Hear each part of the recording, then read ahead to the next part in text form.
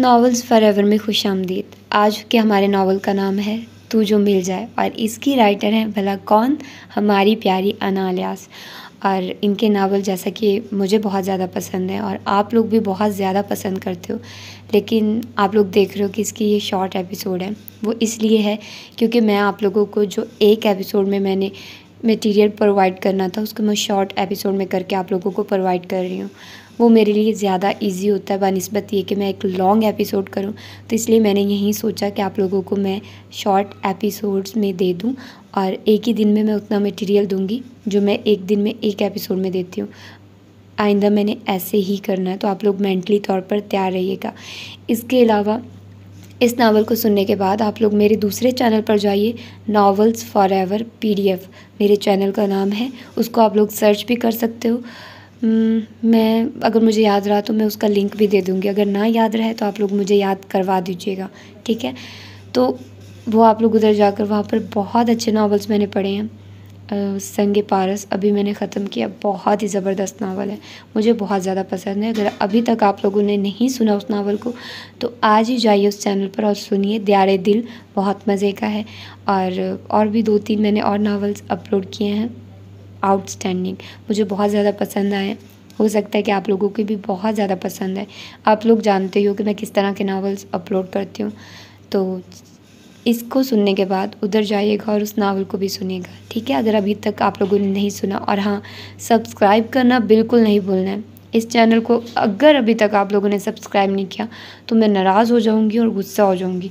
तो कीजिए, अभी के अभी इस चैनल को सब्सक्राइब कीजिए। यार क्यों नहीं करते हो? क्या चीज़ आप लोगों को रोकती है, मुझे समझ नहीं आ रही। खैर, स्टार्ट करते हैं इस एपिसोड को। अब फजर की नमाज़ पढ़कर वो सोई नहीं, बल्कि ऊपर छत पर आ गई, वो भी आमों की भरी टोकरी लेकर। छुट्टियां थी और मलिक हाउस में सब इकट्ठे थे। रात सारी जाग कर भी उनमें से किसी के चेहरे पर नींद का खुमार नहीं था। सब चढ़ते सूरज का खुशकुन मंजर देखने के बाद नीचे तपाई बिछाकर बैठी आम खाने में मसरूफ़ थी। ये आइडिया भी वहीबा का था, जिसे घर भर में सबकी लीडर कहा जाता था। ना किसी से डरती थी, ना किसी के काबू आती थी। वैसे भी उसे रुकैया बेगम, जो कि किसी की नानी और किसी की दादी थी, उनकी बेजा हमायत हासिल थी। यार एक काम करते हैं, वहीबा ने इधर उधर देखते कहा। आंखों में एक मखसूस शरारती चमक थी, जो कोई भी शरारत करने से पहले उसकी आंखों में झलकती थी। अब क्या तकरीबी बात सोच रही हो? नेहा, जो उसकी रग रग से वाकिफ़ थी, आमों की गुठलियाँ एक प्लेट में रखते हुए बोली। यार दूर दूर देखो तो छतों पर ना तो कोई बंदा और ना ही कोई बंदे की ज़ात नज़र आ रही है। तो मुझे एकदम ये ख्याल आया है कि क्यों ना हम पिछले बने हुए घरों की छत पर आमों की गठलियाँ फेंकने का एक मुकाबला करते हैं। देखते हैं कि किसी की गठली कितनी दूर जाती है। कैसा? उसने पुरजोश अंदाज में कहते सबकी जानिब तादीबी अंदाज से देखा। दिल तो सबका इस शरारत में हिस्सा लेने का किया, मगर खबीब उसकी दहशत उन्हें कुछ भी करने से रोकती थी। अगर भाई को पता चल गया, फारा ने हिचकिचाते कहा। उफ, एक तो तुम्हारा ये भाई, यार उन्हें कौन बताएगा? यहाँ जितने लोग हैं वो तो बताने से रहे। उसने सवालिया नज़रों से सबकी जानिब देखा। नहीं, हम तो नहीं बताएंगे, सब ने यकज़बान होकर कहा। वो इस वक्त 6 लड़कियां छत पर थी। सबकी उम्रों में चंद सालों का फ़र्क था, मगर वो सब मिलकर जब सब शरारतें करती और पूरे ख़ानदान में शरारतों का टोला के नाम से मशहूर थी, जिनकी सरदार वहीबा थी।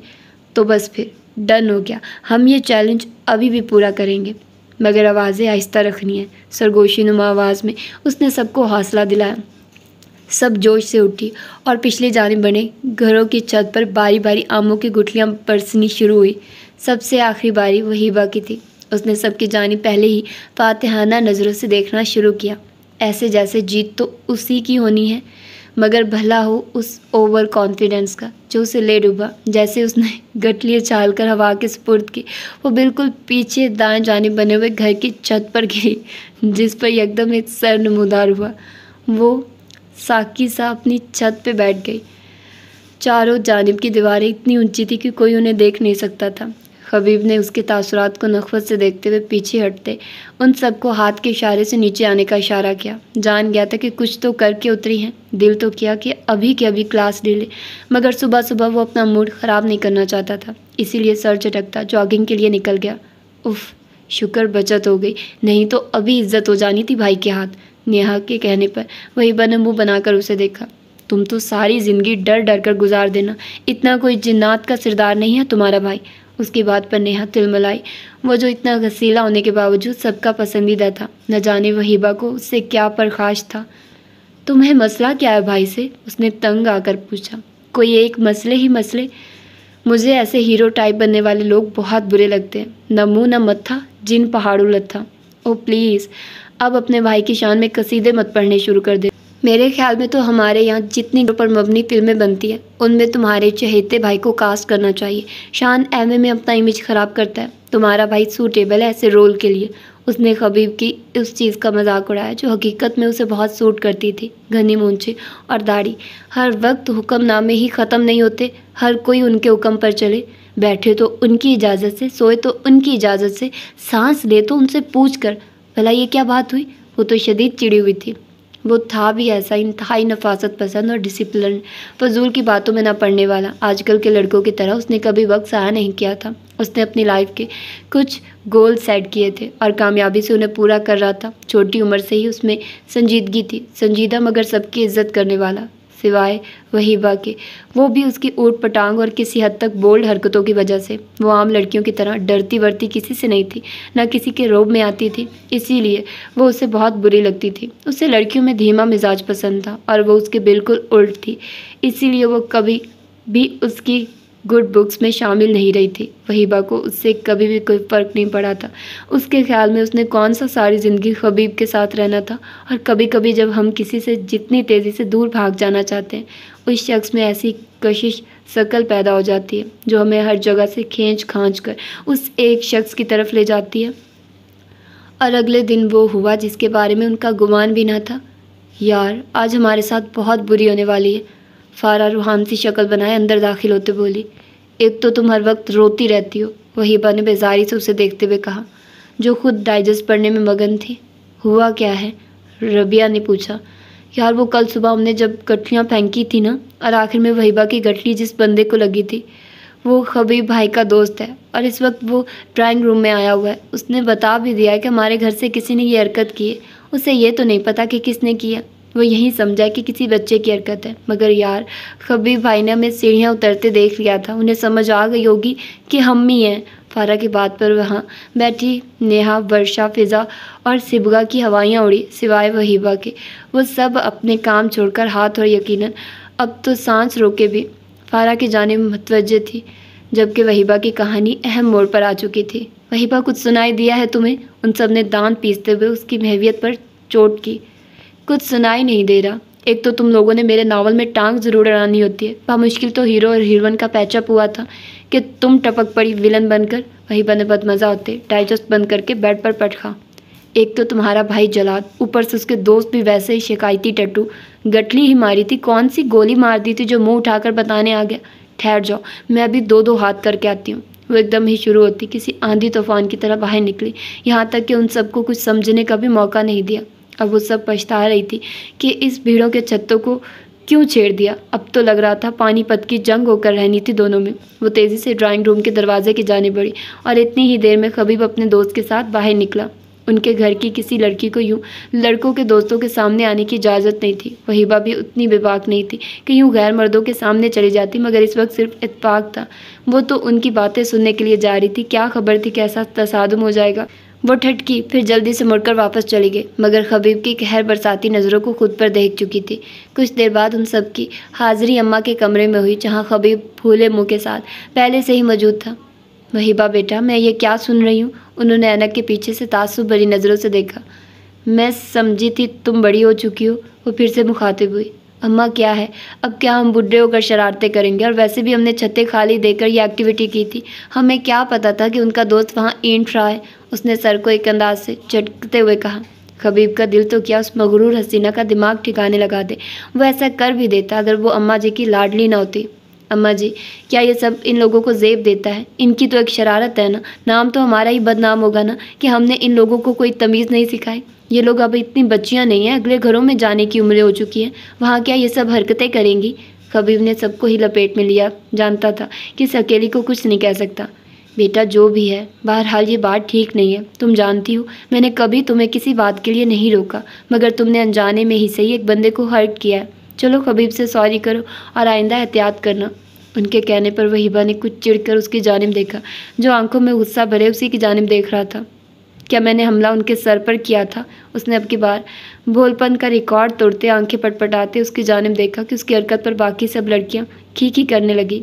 वहीबा, अम्मा जी की तनबीही पुकार पर उसने मुंह बनाते सॉरी कहा, और आइंदा कोई भी लड़की मुझे ड्राइंग रूम के करीब नजर न आए, ख़ास तौर पर जब हम लड़कों के दोस्त आए हों। उसका गुस्सा अभी भी कम होने का नाम नहीं ले रहा था। लिहाजा उठते हुए वो सबको वार्न करता बाहर निकल गया, मगर जाने से पहले एक तेज़ नज़र उस पर डालनी नहीं भूला था, जो अभी भी गैर संजीदा दिखाई दे रही थी।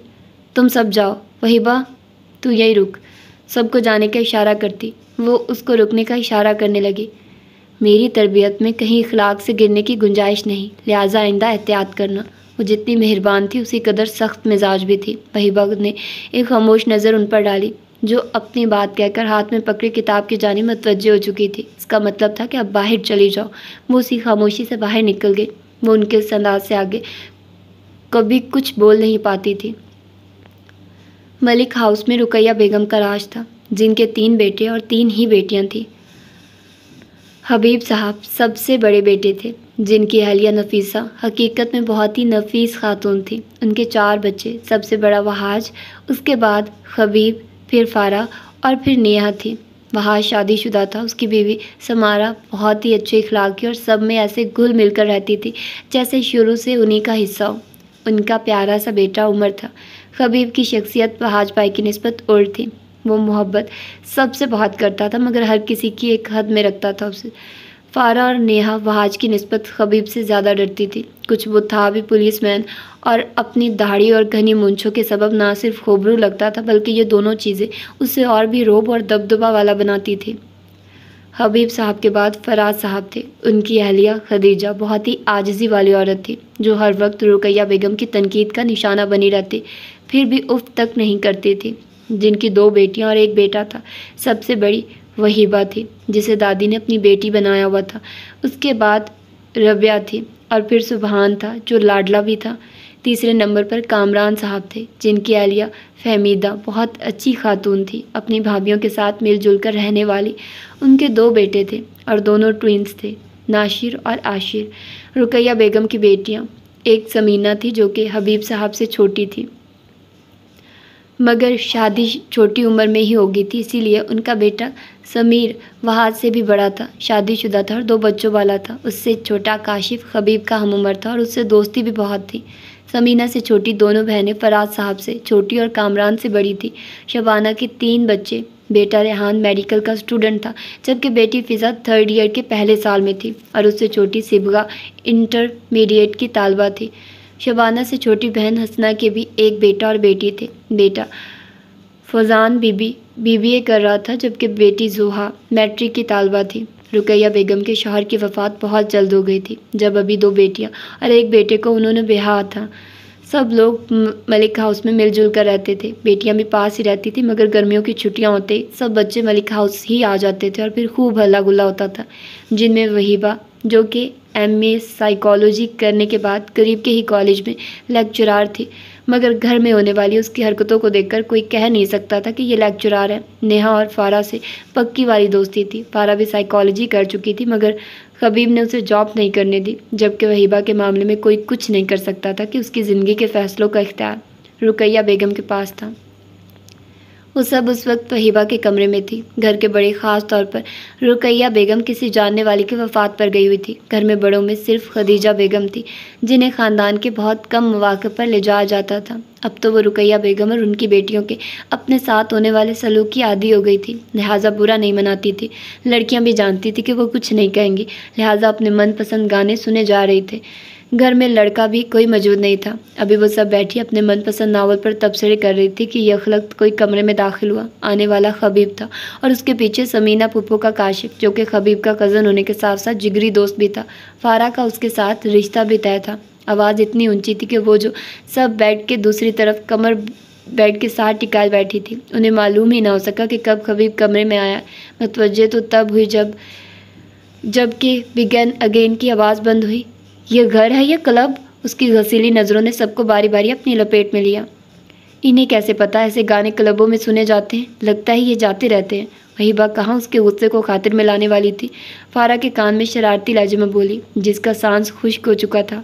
सॉरी भाई। वो इससे पहले कि वो नेहा और रबिया खबीब से माफ़ी मांगती, वहीबा ने तनबीही नज़रों से उस सब की जानिब देखा। क्या सॉरी? और किस बात का सॉरी करें हम? गाने ही सुन रहे हैं, क्लब का माहौल तो नहीं बना दिया हमने। उसकी बात पर खबीब का दिल चाहा आज वाकई उसे एक करारा हाथ जोड़ ही दे। Shut up. आपके तो मैं मुँह लगना भी पसंद नहीं करता। उसकी बात पर वहीबा के दिमाग में जो तस्वुर बना उस पर उसने हज़ारों मरतबा तौबा की। मुझे भी आपसे बात करने का शौक़ नहीं, मगर आप ही हर मरतबा यह फरीज़ा अंजाम देते हैं। और क्लब की बात तो सुना दी। आपको इतनी तमीज़ नहीं कि किसी के कमरे में नॉक करके आते हैं। कमर पर हाथ बांधे वो भी खा जाने वाली नज़रों से उसे देख रही थी। जब आवाज़ इतनी ऊंची होगी कि आपको मेरे कमरे में आने तक का नहीं पता, तो नॉक की आवाज़ क्या खाक आएगी? वैसे भी तमीज़ मुझे काफ़ी अच्छे से छू कर गुजरी है, इसीलिए आने से पहले 3 मरतबा नॉक किया था। उसने वहीबा को जता दिया कि गलती उन्हीं की है। हमारे गानों पर बड़ा एतराज़ है। खुद जो नसीबो लाल के वाहियात गाने सुनते हैं वो। वहीबा आज उसे बख्शने के लिए तैयार नहीं थी। हिबो प्लीज़। नेहा खौफजदा थी उसकी ज़बान और खबीब के गुस्से से। ओह, तो उसको भी आप सुन चुकी हैं। इसी से पता चलता है कि जहन की गंदगी किस कदर है। खबीब के उल्टा उसे लताड़ने पर उसका तो दिमाग ही घूम गया। तो आपके ख्याल में इस घर की लड़कियां ही बिगड़ सकती हैं? लड़के क्या गंगा से नहाकर निकले हैं? अब हम नज़र नहीं रखेंगे तो कौन रखेगा? उसने बेनियाजी से कहा। आपको कोई ख़ास ज़रूरत नहीं। क्यों? मुझे आपके नज़र रखने से कोई फ़र्क नहीं पड़ता। मेरे अच्छे और बुरे होने से आपका कोई वास्ता होना नहीं चाहिए। मेरे घर वाले बहुत हैं, औरों की गुंजाइश नहीं। स्पार्ट लहजे में कहकर वो मुड़ा। इरिटेटिंग औरत। बुड़बड़ा कर आगे बढ़ा, मगर उसकी बात सुनकर वहीबा गुस्से से उसके सामने आई। इरिटेटिंग औरत? मुंह में हल्के से कहकर वो दरवाजे की जानिब बढ़ा, मगर वो तेज़ी से आगे आई। ये औरत किसे कहा? इज़्ज़त माब वहीबा मलिक साहिबा को, उसने तमस्खुराना लहजे में कहा। आप औरत की इज़्ज़त करना क्या जाने, जो औरत को बस एक कैद में बंद करके रखना चाहते हैं। और हाँ, ये घर जितना आपका है उससे कहीं ज़्यादा मेरा है, लिहाजा मेरा जो दिल चाहेगा मैं करूँगी और जिसको चाहे अपने साथ शामिल करूँगी। हर वक्त दूसरों की ज़िंदगियों को अपने ताबे करने वाले सिक माइंडेड लोग मुझे जहर लगते हैं। शुक्र करे ज़्यादा ववेला नहीं कर रही, नहीं तो मेरे कमरे में आकर बेइज्जती करने वालों को मैं बख्शती नहीं। You may go now. हर बात का बदला उसने एक ही बार में निकाल दिया था। ज़रूर, मुझे भी इस बेबाक फ़िज़ा में सांस लेने का कोई शौक़ नहीं, लेकिन अगर इस कमरे की गंदगी बाहर तक आएगी तो मैं इसे ख़त्म करने के लिए 1000 मरतबा यहाँ आऊँगा। अभी तो जा रहा हूँ। दोबारा मुझे इस डेक की आवाज़ आई तो आप समेत ये डेक ऐसी जगह पहुँचाऊँगा कि कोई सुराग नहीं ढूंढ पाएगा। लातों के भूत बातों से ना माने तो लातें लगानी पड़ती हैं। उसकी नज़रों में नज़रें डाले वो भी उसे जता गया कि उसकी बातों से खबीब को कोई फ़र्क नहीं पड़ने वाला। वो जो आम वाले वाक़े को भूल चुकी थी। हफ्ते बाद यकदम में उसकी ज़िंदगी में हलचल मच गई। खबीब का वही दोस्त जिससे वहीबा का टकराव इत्फाक़िया हुआ था, वो पसंदीदगी की शक्ल में इस हद तक बदल गया कि हफ्ते बाद ही वो लोग सवाली बनकर उनके दर पर आ गए थे वहीबा का रिश्ता लेकर। अरे वाह, तुमने तो एसपी साहब के दिल पे बिजलियाँ गिरा दी। ये क्या बकवास कर रही हो? कौन? किसकी बात कर रही हो? वो जो अभी कॉलेज से आकर सुकून का सांस भी नहीं ले पाई थी कि फारा की बात पर और भी बुना गई। खबीब भाई का दोस्त जिसके सर पर गुठली पड़ी थी, मगर लगता है दर्द दिल तक चला गया। वो ना सिर्फ तुम्हें पसंद कर चुका है बल्कि रिश्ता भी भिजवा दिया है। फारा की बात ख़त्म होने तक उसके चेहरे के जाविये बिगड़ चुके थे। पहली बात तो ये कि ये इश्किया गुफ्तगू मेरे सामने मत किया करो। दूसरी बात ये कि उसको इतनी हिम्मत कैसे हुई? मैं अभी अम्मा से बात करके आती हूँ। जब एक दफ़ा मैं कह चुकी हूँ कि मुझे इस बिखेड़े में पड़ना ही नहीं, तो ये सब बकवास का क्या मतलब है? वो तनफन करती कमरे से बाहर निकली। सीढ़ियाँ उतरते हुए खबीब का कमरा साथ ही था। अभी वह उसके पास से गुजरकर निचली मंजिल की जानिब जाने वाली सीढ़ियों की जानिब बढ़ ही रही थी कि उसके कमरे से आने वाली ऊंची ऊंची आवाज़ों में शामिल अपना नाम सुनकर ठटक गई। आप लोग आज ही उन्हें इनकार करें। मेरी एक इज़्ज़त है उसके घर में। उस वहीबा जैसी बेबाक और बदतमीज़ लड़की अगर वहाँ चली गई तो जो मेरी इज़्ज़त बनी हुई है वो सब ख़त्म हो जाएगी। इस कदर बद तहज़ीब है ये, मुँह फट और मगरूर। मैं ये रिश्ता कभी भी नहीं होने दूँगा। जिस किसी XYZ से दादो उसकी शादी करवाएं, मगर मेरे किसी जानने वाले के घर नहीं। यहाँ भी उसको भुगतो और बाकी की ज़िंदगी में उसके बोए हुए बीज हम काटें। वो ये तो जानती थी कि वो उसे कभी भी कज़न की हैसियत से भी उसे अच्छा नहीं समझता, मगर इतनी नफ़रत और इतना बुग़्ज़ उसने अपने दिल में वहीबा के लिए रखा हुआ होगा, उसे सबकी उम्मीद नहीं थी। होंठों को सख्ती से भींचती वो तेज़ी से मुड़ी कि इससे आगे सुनने की उसमें हिम्मत नहीं थी। बामुश्किल अपने उमड़ आने वाले आंसुओं को पीछे धकेला और सीढ़ियाँ उतरते अम्मा के कमरे की जानिब बढ़ी। अस्सलाम वालेकुम। अंदर आते ही उन्हें सलाम किया। जो अपनी रॉकिंग चेयर पर बैठी कोई किताब पढ़ रही थी। ऐनक के पीछे से उसे देखा, फिर उतार कर ऐनक हाथ में पकड़ते उसके गुस्से से लाल होते चेहरे की जानिब देखते जवाब दिया, ये रिश्ता क्यों आया है? अगर आया था तो आपने मना क्यों नहीं किया? आपको पता है ना मुझे शादी वादी में कोई इंटरेस्ट नहीं। उसने बगैर किसी तमहीद बांधे अपने आने का मकसद बताया। उन्होंने नागवारी से उसकी खुद एतमादी को देखा जो उन्हीं की दी हुई थी। मैंने सारी उम्र तुम्हें इस घर में बिठा कर नहीं रखना, उन्होंने ठहरे हुए लहजे में कहा। मत रखिए, मैं किसी हॉस्टल में शिफ्ट हो जाऊंगी, मगर मुझे शादी नहीं करनी, और दोबारा कोई रिश्ता है तो उसे दरवाजे से चलता करिए, नहीं तो मैं आने वालों की बहुत बेइज्जती करूंगी, जो यकीनन आपको किसी सूरत गवारा नहीं होगी। उसने उनकी आंखों में आंखें डालकर देखते सपाट लहजे में कहा, यह किस अंदाज में तुम मुझसे बात कर रही हो? उनके चेहरे पर अब की बार गुस्सा छलका। वो कुछ अरसे से नोट कर रही थी कि उसका लहजा उनके साथ गुस्ताख होता जा रहा है, मगर समझने से कासिर थी कि किस वजह से। इसी लहजे में जिसकी आपने मुझे तरबियत दी है, आप पर जोर देती वो और भी तल्खी से बोली, और अपनी बात कहकर वहाँ ठहरी नहीं, जिस तेज़ी से आई थी उसी तेज़ी से निकल गई, जबकि वो पीछे उसके अंदाज पर हैरान परेशान थी। उसी शाम खबीब के दोस्त को इनकार भिजवा दिया। वहीबा बेटे, मैंने लंच बना दिया, तुम ले जाना, कल भी नहीं लेकर गई थी। वो जो तेज़ी से किचन में आकर डाइनिंग टेबल पर से एक स्लाइस उठाकर जल्दी जल्दी स्लाइस पर मार्जिन लगा रही थी और साथ ही खड़े खड़े दूध का गिलास पीने में मगन ही थी। उसने खदीजा की बात का कोई जवाब नहीं दिया और बेतासुर चेहरे के साथ अपना काम जारी रखा। हिबा, उनकी पुकार पर उसने तड़प कर उनके जानिब देखा। मुझे इस अंदाज से बुलाने का इख्तियार मैंने कभी भी आपको नहीं दिया आंटी, वो चटक कर बोली। अंदर आता खबीब उसके अंदाज पर ठटक कर दरवाजे पर ही रुक गया। आइंदा मेरे लिए ये सब तरद्दुद करने की ज़रूरत नहीं।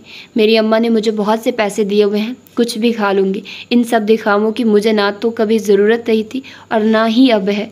गुस्से से उनकी जानिब एक नज़र देखकर वो दरवाजे की जानिब मुड़ी तो उसमें एहसादा खबीब को देखकर और भी गुस्से से खौल गई। तेज़ी से दरवाजे की जानिब बढ़ी जहाँ वो फैल के खड़ा था। एक्सक्यूज़ मी, रास्ता छोड़ के खड़े हुआ करें। आप अकेले इस घर में नहीं रहते कि जब जहाँ दिल चाहे खड़े रहें। एक एक लफ्ज़ चबाकर बोलती वो खबीब को भी गुस्सा दिला गई। रास्ता छोड़ता इससे पहले कि वो कुछ बोलता, वो आंधी तूफान की तरह वहाँ से चली गई। उसने सर झटकते जैसे ही खदीजा की जानिब देखा, उन्हें आंसू बहाते पाया। उफ हो चच्ची, आप भी किस खपती की बातों को दिल पर ले लेती हैं। वो उनकी जानिब बढ़ा और आहिस्ता से उन्हें अपने साथ लगाते वहीबा के लफ्ज़ों के नश्तर का असर ज़ायल करने की कोशिश करने लगा। वो तो है ही गुस्से की तेज़, प्लीज़ आप उसकी बातों को दिल पर ना लिया करें। दादू ने कुछ ज़्यादा ही उसे सर पर चढ़ा दिया है। उसने उनके आंसू साफ करते उन्हें तसल्ली दी। उसे अपनी ये चच्ची बहुत अच्छी लगती थी, मिलनसार सी, सबके दुखों पर उनका मदावा करने वाली, मगर हर वक्त वहीबा रुकैया बेगम के गुस्से का निशाना बनी रहती। पता नहीं ये कब मेरी मोहब्बतों को महसूस करेगी, उन्होंने आंसू पूंछते किस कदर हसरत से कहा। खबीब का दिल किया अभी और इसी वक्त जाकर उस मगरूर लड़की का दिमाग ठिकाने लगा दे जो उन्हें न जाने किस बात की सज़ा देती थी। मान लेगी, आप बस अल्लाह पर यकीन रखिए, और प्लीज़ अब मुझे अपने बेटे को तो कुछ पूछ लें कि बेटी के गम में मुझे भूखा रखना है। उसने जल्दी से उनका ध्यान अपनी जानिब लगाकर वहीबा की तलखियों का असर भुलाने की कोशिश की और वो बहल भी गई। अरे क्यों नहीं मेरी जान, बैठो ना। वो तेज़ी से चूल्हे की जानिब मुड़ती उसके लिए नाश्ता बनाने लगी। यार जल्दी करो भाई, हमें आइसक्रीम खिलाने ले जा रहे हैं। नेहा तेज़ी से उसके कमरे में आते हुए बोली, जो अपना कल का लेक्चर बनाने में मगन थी। तुम लोग जाओ, मुझे नहीं जाना, वो सपाट चेहरा लिए बोली। वो कभी भी अब खबीब के मुंह से निकलने वाले वो नफ़रत भरे अंदाज नहीं भूल सकती थी जो पहले कज़न होने के नाते वो उसे थोड़ा बहुत मार्जिन दे देती थी, अब तो उसका भी सवाल ही पैदा नहीं होता था। यार तुमने अपनी 1.5 इंच की मस्जिद ज़रूर अलग रखनी होती है, उठो बस, मुझे नहीं पता। नेहा ने उसे ज़बरदस्ती उठाने की कोशिश की। क्या मुसीबत है, जब मैंने कह दिया कि नहीं जाना तो नहीं जाना, बख्श दो मुझे और छोड़ दो मेरे हाल पर। यकदम वो रोते हुए वॉशरूम में बंद हो गई। नेहा को उसके तेवर देखकर हक्का बक्का रह गई। वो समझने से कासिर थी कि जब से उस रिश्ते की बात हुई थी तब से वही बात बुझ कर रह गई थी। आखिर ऐसा क्या हुआ है कि वो इन सब से छुपा रही है। वो जो एक दूसरे की हर बात से वाकिफ़ होती थी, अब तो जैसे उसे जानने से कासिर थी। एक अजीब सा शैल उसने अपने गिर्द बना लिया था। वो खामोशी से कमरे से बाहर निकल गई। घंटे बाद सबकी वापसी हुई तो अब की बार फारा उसके कमरे में आई। नेहा उसे बता चुकी थी कि वहीबा ने उसके साथ किस किस्म का सलूक किया है, लिहाजा अब उसमें दोबारा उसके पास जाने की हिम्मत नहीं थी। वहीबा यार, हम लोग तुम्हारे लिए आइसक्रीम लाए हैं, तुम जा नहीं सकती थी, मगर कम अज़ कम अब घर में तो खा सकती हो ना। वो लोग जानते थे कि उसे आइसक्रीम से इश्क है, जितनी मर्जी ठंड होती वो आइसक्रीम कभी नहीं छोड़ती थी। मैंने तुम लोगों को कहा था कि मेरे लिए लाओ। तेज़ नज़रों से उसने फारा को देखा।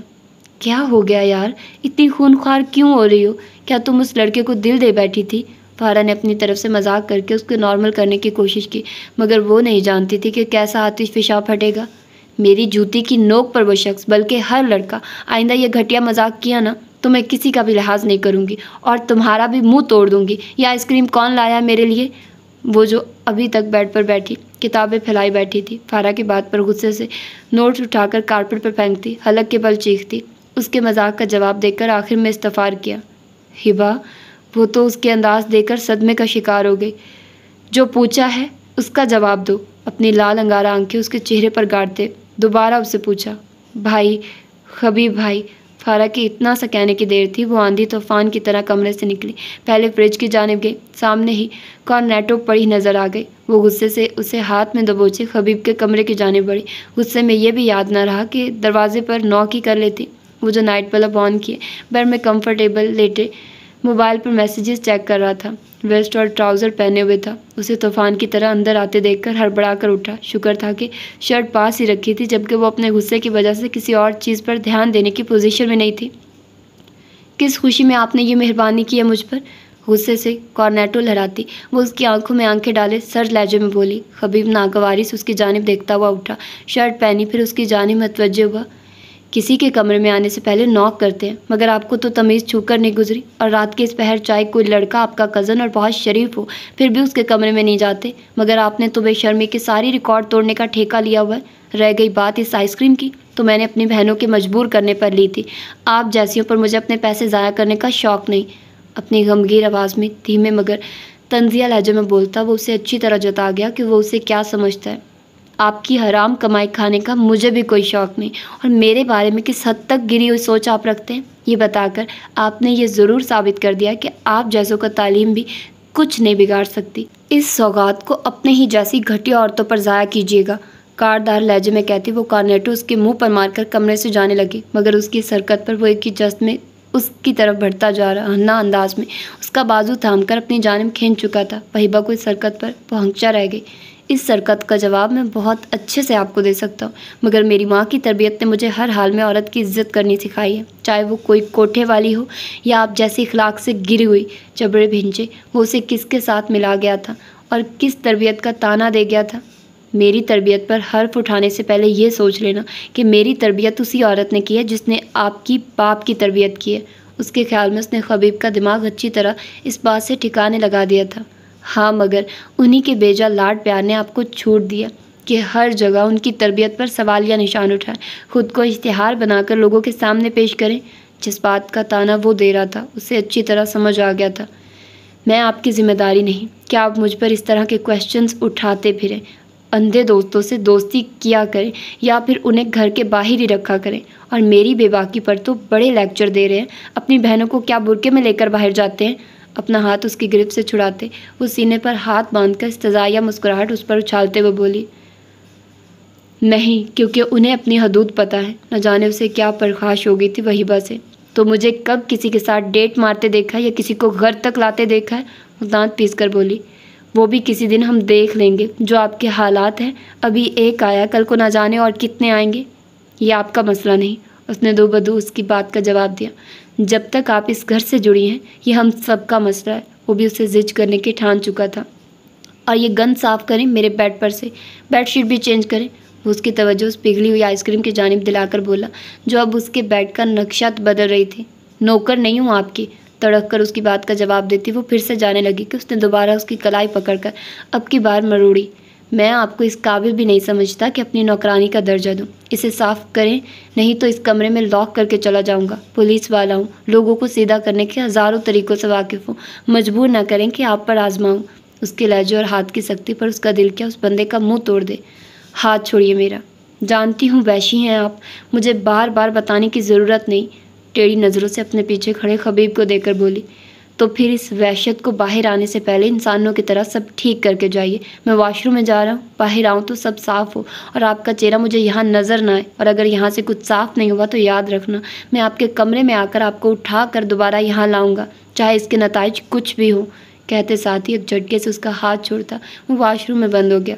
जिस किस्म के उसके अज़ाइम थे वो कुछ भी कर सकता था, इतना घटिया और ब्लैकमेलर होगा वो सोच भी नहीं सकती थी। जल्दी से अलमारी की जानिब बढ़ी, खौलते दिमाग से सारा कुछ ठीक किया, मगर दिल बार बार कुछ ऐसा करने पर उकसा रहा था कि सबका बदला पूरा हो जाए। हाथ चलाते साथ साथ दिमाग भी तेज़ी से काम कर रहा था। एकदम उसके मोबाइल पर नज़र पड़ी तो तेज़ी से उठाकर मोबाइल नीचे रखा और तेज़ी से जूती उस पर मारी कि स्क्रीन पर जगह जगह लकीरें पड़कर वो टूट गई। खुद को गायबाना थपकी देते उसने मोबाइल उठाकर साइड टेबल के दराज में रखा और गंदी शीट हाथों में उठाए तेज़ी से बाहर निकल गई।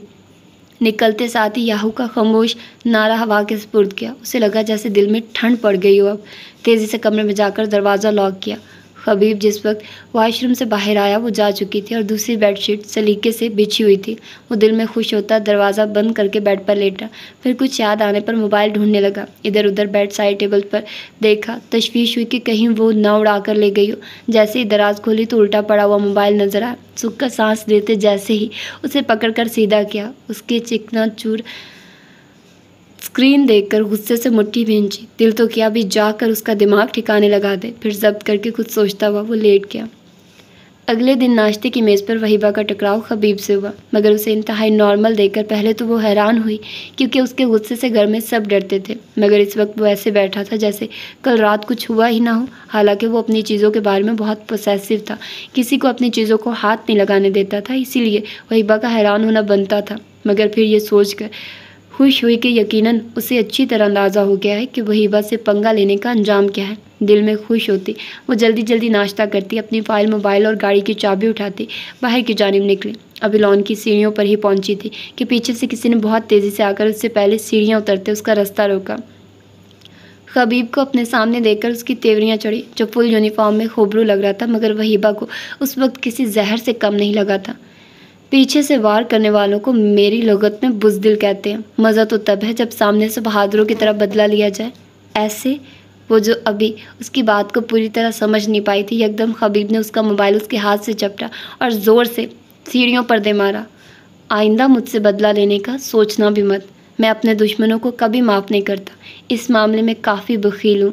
उसे वार्न करता, गहरी नज़रों से उसे देखता। वहीबा को हैरान छोड़कर आंखों पर गगल्स लगाता एक शान से अपनी गाड़ी की जानिब बढ़ा। गाड़ी गेट से निकालते हुए भी वो एक नज़र उसे देखना नहीं भूला था, जो अपने चकनाचूर मोबाइल को हसरत से देख रही थी। पहले भी उनके दरमियान लड़ाइयाँ होती थी, मगर इस हद खबीब कभी नहीं आया था। न जाने यकदम उसे क्या हुआ था, वो समझने से कासिर थी।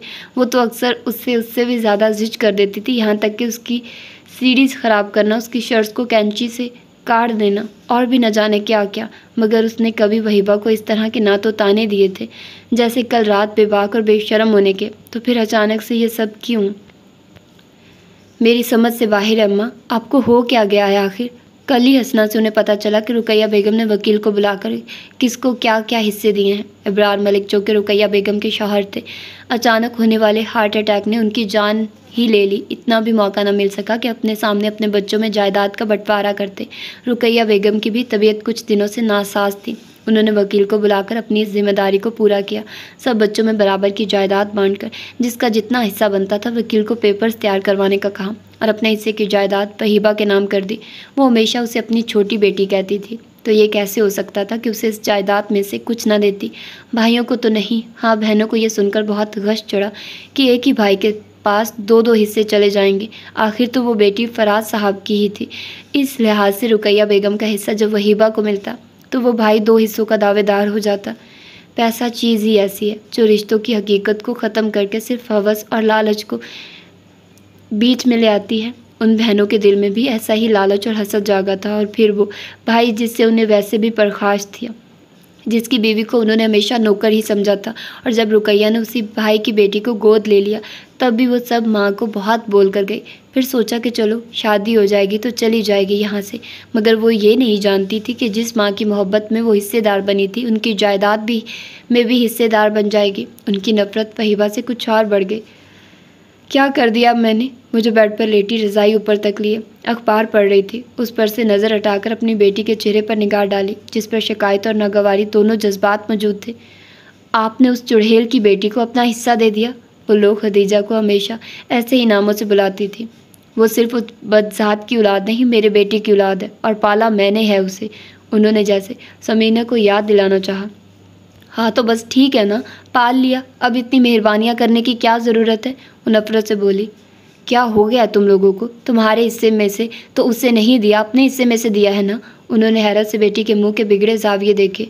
और वैसे भी मैंने उसे अपनी बेटी की तरह ही पाला है, तो फिर मैं क्यों ना उसे हिस्सा दूँ?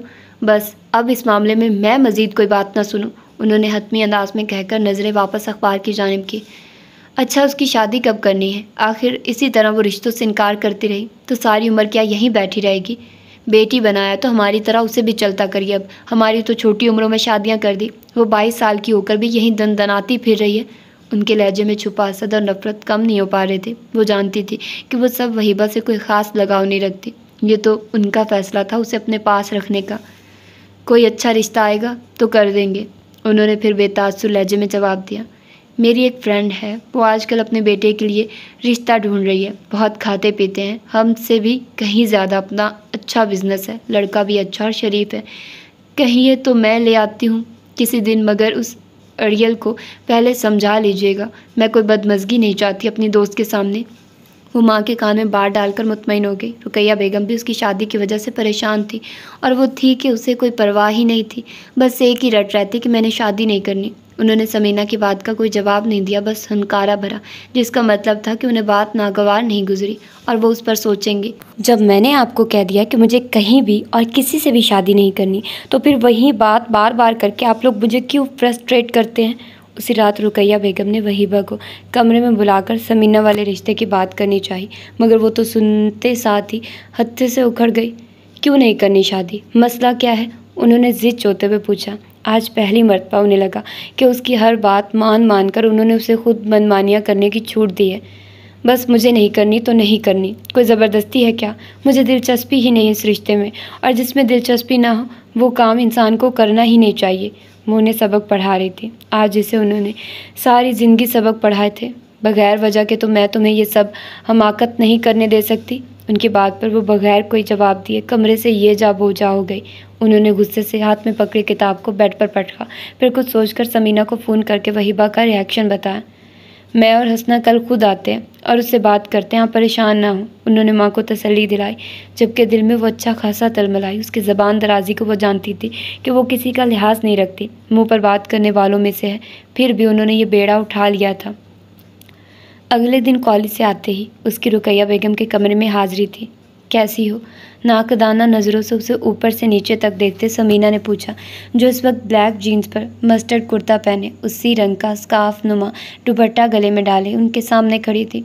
आम लड़कियों की तरह चेहरे को रंगने की उसने कभी ख्वाहिश नहीं की थी, ना उसे ज़रूरत थी। कोई बहुत सुर्ख सफ़ेद रंगत नहीं था, गंदमी सा रंग था। हाँ, मगर नक्श अल्लाह ने बहुत जाज़बे नज़र दिए थे, जो एक अजीब सी कशिश लिए हुए थे। देखने वाले चौंकते ज़रूर थे। अल्हम्दुलिल्लाह, बिल्कुल ठीक, उसने अपने मखसूस लापरवाह मगर किसी कदर बेतासुर लहजे में जवाब दिया। उनकी जानिब मुतवज्जो होने के बजाय बेड की पाइंती पर बैठी वो रुकैया बेगम के पास रखी किताब उठाकर उसके सफ़े इधर उधर करने लगी। उसके इस लापरवाह और किसी कदर हद तक अमेज़ अंदाज ने उन दोनों के गुस्से का ग्राफ बढ़ा दिया। तुमने आखिर अम्मा को इतना परेशान क्यों किया हुआ है? अब इतनी नन्ही नहीं हो तुम कि घर आया हर रिश्ते को ठुकराती जाओ। अच्छी भली समझदार हो और किसी हद तक आज़ाद ख्याल भी। तुम्हें तो हमसे भी ज़्यादा पता होगा कि इस तरह रिश्ते ठुकराते जाओ तो तुम जैसी अकल की मालिक लड़कियां फिर सारी उम्र घरों पर ही बैठी रहती हैं। जिस अंदाज में समीना ने बात की वो रुकैया बेगम को भी नागवार गुजरा था। समीना, उन्होंने तनबीही अंदाज में उन्हें टोका। प्लीज़ अम्मा, इसके मामले में आपने हमेशा हमें चुप करवा कर इसे खुली छूट दी है, मगर अब और नहीं। इसको नहीं पता इसकी बेजा जिद से हमारी बेटियों की ज़िंदगियों पर भी असर पड़ेगा। जाहिर है जब लोग हमसे पूछते हैं कि उसकी शादी आप लोगों ने अभी तक क्यों नहीं की? तो हम जिस कदर शर्मिंदगी से दो चार होते हैं वो हम ही जानते हैं। आखिर क्यों ये हमारे ख़ानदान का हिस्सा है। एक मिनट। हंसना जो मुंह में आया आज बोल रही थी। वहीबा ने नागवारी और तलखी से उन्हें बीच में रोका। ना तो मैं आपकी जिम्मेदारी हूँ और ना ही मैं आपको मेरे लिए इतनी फ़िक्र करने की ज़रूरत है। मैं अम्मा की ज़िम्मेदारी हूँ, लिहाजा इस मौजू पर मैं इस घर के किसी बंदे से कोई बात करना पसंद नहीं करती।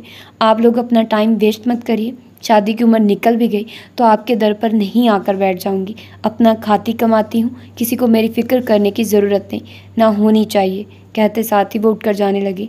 हाँ, बस इसी बात का गरूर है। न जाने दिल में क्या है जो हर रिश्ते से मना करती फिरती है। क्या पता कोई चक्कर। हंसना की बात पर वो गुस्से से बल खाकर मुड़ी। आपकी बेटी भी बाहर जाती है, वो भी क्या बाहर जाकर चक्कर चलाती है? मैं तो उसके पासिंग भी नहीं, वो कॉल आपके। मुझे तो कोई एक से दूसरी मर्तबा ना देखे। आपकी बेटी तो हसीना आलम है ना, कितने उसने पीछे लगवाए हुए हैं। बकवास बंद करो, वो गुस्से से कहते अपनी कुर्सी से उठी। मैं बकवास बंद करूँ और आप शुरू करती रहें? वहीबा क्या हो गया है? और हंसना तुम ये बात करने आई हो तुम लोग? रुकैया बेगम तो दोनों के तेवर देखकर शशदर रह गई।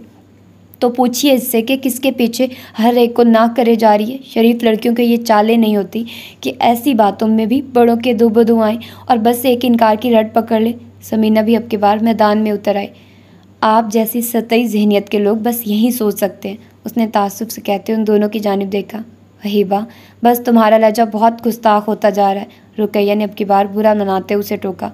और ये जो यहाँ मुझ पर तोहमत लगा रही हैं वो आपको नज़र नहीं आता? कितने लड़के मेरे पीछे लगकर इस घर में आए हैं, या कितनी मर्तबा उन्होंने मुझे लड़कों के साथ पकड़ा है। जिसका दिल करता है उठकर मेरे किरदार की बखी उधेड़ने लग जाता है। नहीं करनी मुझे शादी, अपनी बेटियों की फ़िक्रें करें ये। वो तो गोया फट पड़ी। देखा आपने, ऐसे ही लड़कियां बेबाक नहीं हो जाती। कोई होता है जिसके बलबूते पर बोलती हैं, जैसे इसकी माँ। वही चलन है। हंसना की बात ने उसे सुन कर दिया। उस माँ का ताना दे गई थी जिसकी ममता को उसने कभी महसूस भी नहीं किया था, और अब बात उसकी ज़ात से बढ़कर उसके खून पर आ गई थी। यहाँ वो बेबस हो गई थी, हर जिद लम्हों में दम तोड़ गई थी। देखा कैसे चुप लग गई है, अब करे ना अपना दफ़ा। हसना ने फातहाना नज़रों से बहन को देखते रुकैया को कहा। वो जानती ही नहीं थी कि उसके लफ्ज़ों ने कैसे कैसे दर्द नहीं जगाए थे जिन्हें वो पिछले 2-3 सालों से दबाने की कोशिश कर रही थी। आज उसी लम्हे में दिल में बहुत शदीद दर्द जागा था। एकदम सर नीचे करते उसने अपने आंसू को छुपाने की कोशिश की। जहाँ चाहें शादी कर दें, हारे हुए जवारी के से लहजे में कहती वो कमरे से बाहर चले गए, और उन दोनों ने उसके इस अंदाज पर आंखों ही आंखों में इशारे करते शुक्र का कलमा पढ़ा। बस इतनी सी बात थी। आप उसकी बेजा जिद के आगे हथियार डाल रही थी तो कैसे न उसका दिमाग आसमान पर जाता। ऐसे बच्चे मोहब्बत से नहीं सख्ती से बात मानते हैं, जो आपने उसके मामले में कभी नहीं की। समीना के कहने पर उन्होंने एक नज़र उन्हें देखकर लड़के वालों को लाने की बाबत दिन तय करने लगी। और फिर वो नहीं जानती थी कि कौन रिश्ता लेकर आया, किसने उसे देखा, कब रिश्ता तय भी हो गया। उसने हर चीज़ से अपना दिल, दिमाग, हत्ता की आंखें भी बंद कर ली थी। वो चंद लफ्ज़ों की पादाश में अपने खून को सवालिया निशान नहीं बनाना चाहती थी। उस औरत पर एक हर्फ नहीं आने देना चाहती थी जिसने उसे पैदा किया। मंगनी के दिन वो लाइट पर्पल और सी ग्रीन लॉन्ग शर्ट और चूड़ीदार पजामे में दुल्हन के रूप में सोगवार से हर किसी को मबहूत किए दे रही थी। मंगनी का इंतज़ाम उनके घर के लॉन में ही किया गया था। घर के ही ज़्यादातर लोग थे तो अरेंजमेंट अच्छा हो गया था। लड़के वालों की तरफ से लड़के के कुछ दोस्त इजाफी थे। उसे नीचे सबके दरमियान ले जाने से पहले फराज साहब पहली मरतबा उसके कमरे में आए। मुझे इससे कुछ बात करनी है। उन्होंने सबको कमरे से जाने का इशारा किया। सब बारी बारी जा चुकी थी। वो अपनी बेटी का यह हसीन रूप देखकर आप दीदा हो गए। कब वो इतनी बड़ी हो गई थी उन्हें तो पता भी न चला। वो शिद्दत जज्बात से आगे बढ़कर पहली मरतबा उसके सर पर हाथ रखना चाहते थे कि वही वह जैसे होश में आई और उनका हाथ सर पर रखने से पहले ही थोड़ा सा पीछे खिसक गई। प्लीज़, मुझे इस मोहब्बत की आदत नहीं है और ना अब ज़रूरत। उसकी बात ने उन्हें गोया पाताल में धकेल दिया था। उनका हाथ पहलू में गिरा। उन्हें लगा वो अब कुछ कहने के काबिल नहीं है। उन्होंने बामुश्किल अपने आंसू को पीते एक हाथ उसकी जानिब बढ़ाया जिसमें कोई चेक था। मैं और तो कुछ ले नहीं सका, तो ये तुम्हारा गिफ्ट है। अल्लाह तुम्हें बहुत खुशियाँ दे, उन्होंने कहते साथ उसे दुआएं दी।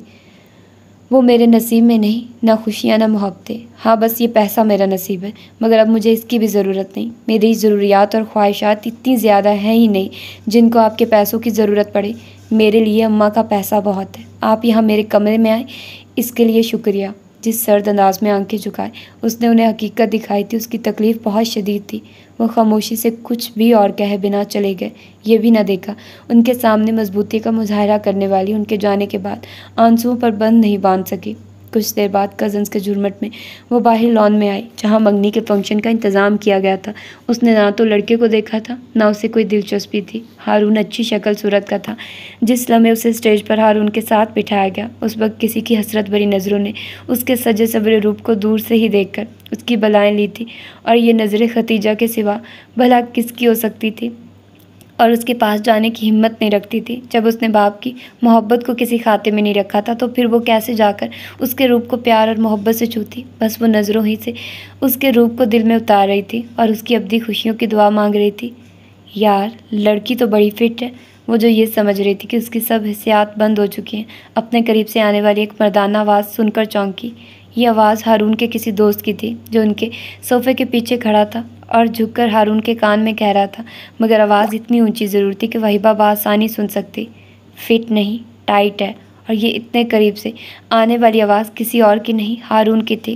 वहीबा को तो यकीन ही नहीं आया कि एक लड़का अपनी मंगेतर को इस घटिया अंदाज में अपने दोस्तों के साथ डिस्कस कर सकता है। सुन, आज की रात बुक करा ले, एक और घटिया आवाज़ आई। हाय, काश ऐसा हो सकता, मगर मम्मी बता रही थी बड़े दकियानूसी से लोग हैं। मगर यकीन कर, इसका फिगर देखकर तो दिल मचल गया है। हारून की घटिया गुफ्तगू सुनकर उसे लगा वो अब ढह जाएगी, और हुआ भी यही। एकदम उसे इतनी घुटन महसूस हुई कि वो चेहरा हाथों में दिए रोने लगे। खबीब जो तस्वीरें बना रहा था सबसे पहले उसी की नज़र उस पर पड़ी। स्टेज पर बैठने के बाद से उसके चेहरे के तासुरात जितनी तेज़ी से बदल रहे थे वो उस मखमसे में डाल गए। ऊपर से हारून की वहीबा पर उठने वाली नज़रों में जो हवस थी वो उसकी जीरक निगाहों से छुपी न रह सकी। उसे वो बहुत अजीब सा बंदा लगा। कुछ उसके दोस्त भी अजीब बेहंगम थे, कानों में बालियाँ बेशक सूंड बूंद के थे, मगर शक्लों से सबके वहशत टपक रही थी। वो अपनी लड़कियों में से किसी को भेजने की बजाय खुद तेज़ी से स्टेज पर आया। वहीबा, क्या हुआ है? वो तशवीश से उसके कंधे पर हाथ रखकर बोला। हारून ने बड़ी नागवारी से ये मंजर देखा। मेरी तबीयत ठीक नहीं है, मुझे यहाँ से ले जाइए। वो इस वक्त जिस तकलीफ़ से गुजर रही थी ये भी भूल गई कि अपने दुश्मन अव्वल को अपना हाल सुना रही है। उसका मुतहर्रम चेहरा देखकर उसने पास खड़ी अपनी माँ को आवाज़ देकर वहीबा के जाने मुतवज्जे किया। एकदम हलचल मच गई। जल्दी जल्दी मंगनी की रस्म अदा करे उसे वापस कमरे में ले जाया गया। कमरे में भी आकर उसके रोने में कमी वाक़ई नहीं हुई। सब पूछ कर थक गए कि आखिर हुआ क्या है, मगर उसने भी होंठों पर पड़ा कुफल ना तोड़ा। अब वो मज़ीद किसी बात का बतंगड़ नहीं बनाना चाहती थी। अभी उसकी मंगनी को गुजरे चंद दिन नहीं हुए थे कि लड़के वालों के घर से डिमांड आने लग गई कि हारून वहीबा से मिलना चाहता है। क्या आप जानती नहीं है कि हमारे यहाँ ये सब पसंद नहीं किया जाता? अगर इतने ही एडवांस थे वो लोग तो ये रिश्ता करने की ज़रूरत ही क्या थी? माफ़ कीजिएगा, मैं ये सब नहीं कर सकती। समीना जो उसके मुसलसल इनकार पर आज फिर से उसका दिमाग ठिकाने लगाने आई थी, उसके मुंह तोड़ जवाब पर तिलमिला कर रह गई। वैसे तो बड़ी बेबाक बनी फिरती हो, मंगेतर है तुम्हारा, कोई गैर नहीं। अगर एक दो मरतबा मिल लोगी तो क्या अजाब आ जाएगा? नखरे ही ख़त्म नहीं होते तुम्हारे। ये रिश्ता भी हाथ से निकल गया तो सर पकड़ कर रोगी और हम सबको रुलाओगी। एक एक लफ्ज़ चबाते वो बोली। रुकैया आज भी खामोश तमाशाई बनी बैठी थी। ये सब उन्हें खुद पसंद नहीं था, मगर बेटी न जाने क्या ठाने बैठी थी। वो नहीं चाहती थी कि उसे नाराज़ करके भेजें। मैं खुद एतमाद हूँ मगर बेबाक नहीं, और इन दोनों में फ़र्क हया और बेहयाई का होता है। जहाँ तक बात मंगनी की है तो ये इस रिश्ते की बुनियाद पर वो लड़का मेरा महरम नहीं बन गया कि जिससे मैं खुलेआम फिरूँ, और अगर इस रिश्ते के बदले मेरी हया ख़त्म होती है तो मैं इस रिश्ते को साथ सलाम करके उससे अलग होना बेहतर समझती हूँ। अपनी बात ख़त्म करके वो कमरे से बाहर चली गई। कितनी अकड़ है उसमें, आप समझाती क्यों नहीं? अब उनका रुख माँ की जानिब था। मुझे खुशी हुई है कि उसने इनकार किया। मेरी ये तरबियत ही नहीं कि मेरी औलाद हराम रिश्ते बनाए। जो चीज़ मुझे नहीं पसंद उसके लिए मैं उसे कभी भी फोर्स नहीं करूँगी, और ना ही तुम करो। उन्होंने बात ख़त्म कर दी। मुझे हैरत है कि तुमने इस बात का जवाब लड़के की माँ को खुद ही क्यों नहीं दे दिया। हम तक पहुँचाने की ज़रूरत पड़नी ही नहीं चाहिए थी। उनकी बात पर वो जज्बज़ कर गई। अम्मा, अब दौर बदल गया है, ये सब इतना मायूब नहीं लगता। उन्होंने अपनी तरफ से बड़ा अच्छा जवाब ढूंढा। दौर बदला है, मज़हब नहीं बदल गया। उनके तंज पर अब की बार वो खामोश हो गई। लड़के वालों की जानिब से एकदम शादी जल्दी करने की ख्वाहिश ने ज़ोर पकड़ लिया, और यूँ महीने बाद की डेट फिक्स हो गई। वहीबा को लगा वो पागल हो जाएगी। ऐसी घटिया सोच रखने वाले बंदे के साथ कैसे उम्र भर रह पाएगी। वो अपनी मंगनी वाले दिन की हारून की बेबाक गुफ्तगू भूल नहीं पाई थी। जिस अंदाज से उसने रिंग पहनाते उसका हाथ थामा था, उसे लगा था किसी असदही ने उसका हाथ पकड़ लिया हो औरत खुद पर पड़ने वाली निगाह की नीयत को भी जान जाती है। हारून के अंदाज में जो हवस और गंदगी थी। वहीबा के कमरे में आकर कितनी ही मरतबा उस हाथ को धोया था जिसे उसने अंगूठी पहनाने के लिए थामा था। उसके लम्स में ही अजीब बेबाकी और वहशानापन था। उससे लगा बहुत सारा गंद उसके हाथ पर लग गया जो उतर नहीं पा रहा। तो फिर शादी के बाद वो खुद को कैसे ऐसे शख्स के सुपुर्द कर देगी जिसके साथ की वहशत को सिर्फ सोचकर उसका दम घुट रहा था। वो अपनी कैफियत किसी को बता नहीं पा रही थी। वो बहुत दिनों बाद सबके असरार पर अपनी शादी की शॉपिंग पर जा रही थी। किस्मत से खदीजा भी आज उनके साथ थी। गाड़ी खबीब चला रहा था, साथ में खदीजा बैठी थी और पीछे वहीबा, नेहा और फारा थी। सब खुशगपियों में मगन थे और वो अपनी ही सोचों में। खबीब ने उस रिश्ते के बाद से उसे बहुत खामोश देखा था। वजह वो जानने से कासिर था। एक दुकान पर उतरकर वो काम वाले कपड़े देख रही थी। हिबा बेटे, ये अच्छा लग रहा है ना? खदीजा आज बेहद खुश थी कि उसकी शादी की शॉपिंग के लिए आई है।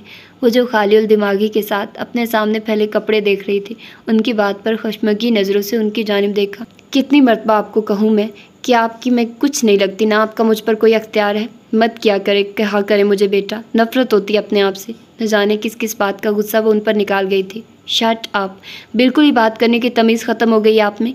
कभी उसका ये लहजा बर्दाश्त नहीं कर पाया था। ठीक है, वो सौतेली माँ थी मगर उससे बड़ी थी, कुछ तो इज्जत करनी बनती थी। आप में है ना, तो एक काम करिए, तमीज़ पर लेक्चर्स देने स्टार्ट कर दे, बहुत कामयाब होंगे। सीने पर हाथ बांधे अब उसकी तोपों का रुख खबीब की जानिब हुआ। दुकानदार हैरान से ये तमाशा देख रहे थे। एकदम खबीब की नज़र उन पर पड़ी तो सख्ती से खुद को कुछ कहने से बाज रखते वापसी की जानिब कदम बढ़ाए। खदीजा बोझल दिल लिए गाड़ी में बैठी। न जाने उसकी ये नफ़रत उनके लिए कब कम होनी थी। वो समझने से कासिर थी। वो जो लाउन से गुजर रही थी, फ़ोन की घंटी पर आगे बढ़ने के बजाय फ़ोन उठा लिया। खबीब वहीं सोफ़े पर बैठा न्यूज़ चैनल देख रहा था। शाम का वक्त था। घर की सब ख़वातीन वहीबा की शादी की शॉपिंग के लिए गई हुई थी, सिवाय उसके। हेलो, उसने नंबर देखे बिना फ़ोन उठा लिया था, मगर न जाने दूसरी जानिब कौन था कि पहले तो उसके चेहरे का रंग उड़ा। खबीब जिसकी बेइरादा नज़र उसकी जानिब उठी थी, वो वहीं पर साकित हो गई। वहीबा के चेहरे की उड़ती रंगत उससे मख्फी नहीं रह सकी। थोड़ी देर बाद उसे महसूस हुआ कि जैसे वो कपकपा रही हो। Sorry, wrong number.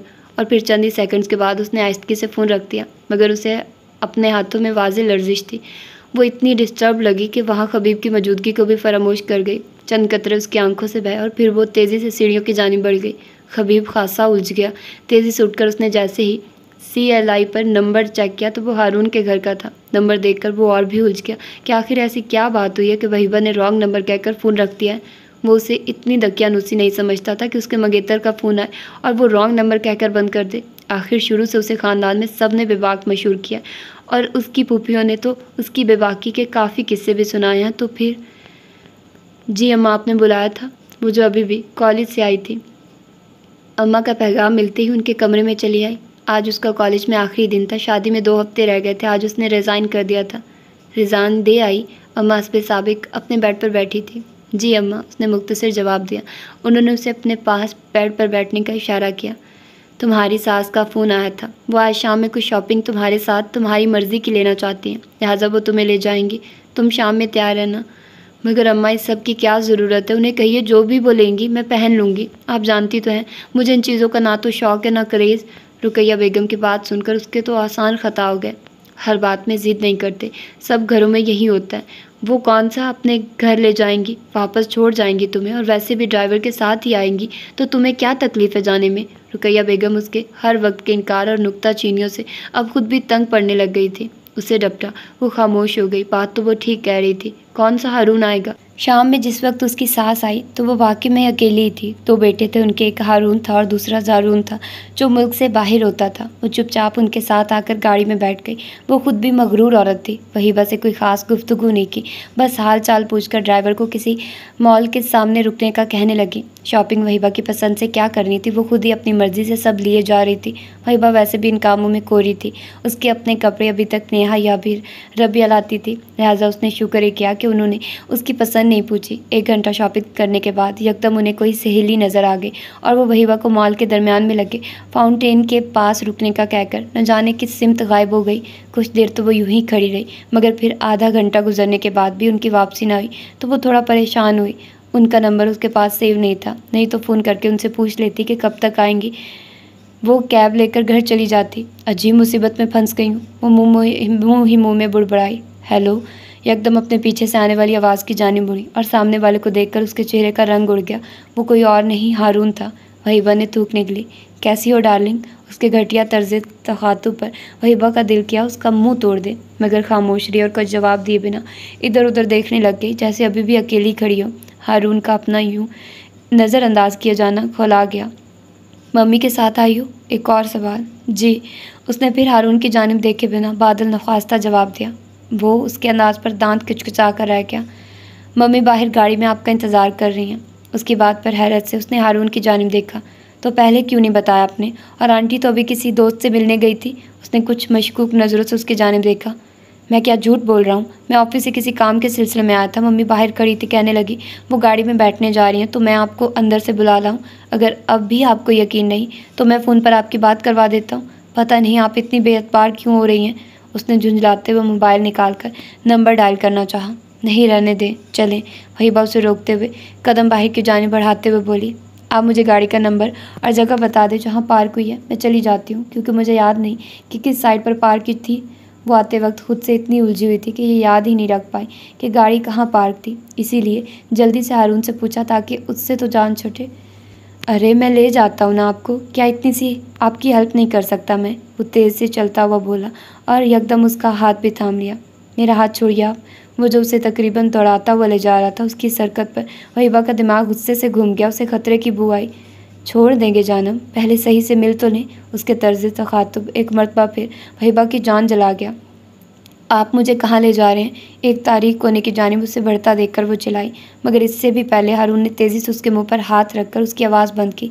इर्द गिर्द कोई था भी नहीं। ये मॉल का न जाने कौन सा हिस्सा था।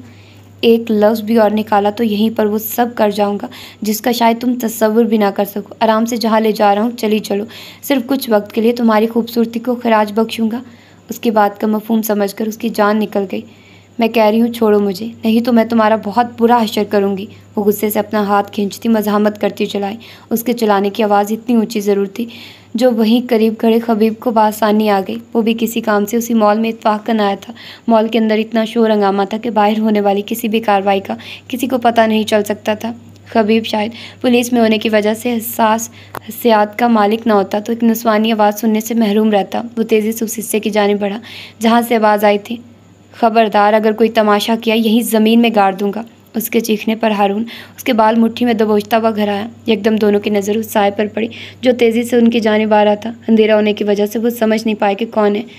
अगर ये कुछ आकर पूछे तो यही कहना, कुत्ता पास से गुजरा था तो मैं डर गई। कोई और बकवास की तो नीचे नतीजे की जिम्मेदार तुम खुद होगी। उसके कान के करीब आकर बोला, कौन है यहाँ और ये लड़की क्यों चिल्लाई? वो जो बोलता हुआ नज़दीक आया, मगर चांद की मध्यम रोशनी में वहीबा के तकलीफ ज़दा चेहरे और हारून की कंपोज चेहरे को देखकर यखलक साकित हो गया।